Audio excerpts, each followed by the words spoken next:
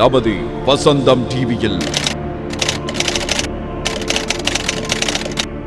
அல்லாவுக்காக தெரியாம தவறுதலா செஞ்சாலும் என்ன நடந்தேன்னு எங்களுக்கு விளங்குது.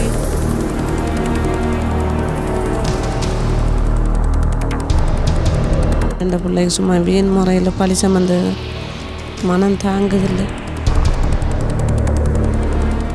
வறுமை காரணமாக வெளிநாடு சென்ற ரிசானாவுக்கு சவுதி அரசாங்கம் வழங்கிய தண்டனை ஷரியா சட்டத்தின் அடிப்படையிலா வழங்கப்பட்டது. இஸ்லாமிய ஷரியா லோ அடிப்படையில் நீதிமன்றத்தில் நடந்ததா? அங்கு யார் சாட்சி சொன்னார்கள்? இவருக்கு எதிரான உள்ள சாட்சியங்கள் யாவை? மேன்முறையீட்டில் இந்த சாட்சியங்கள் பரிசீலனை செய்யப்பட்டதா என்பதை யாரால் சொல்ல முடியும்?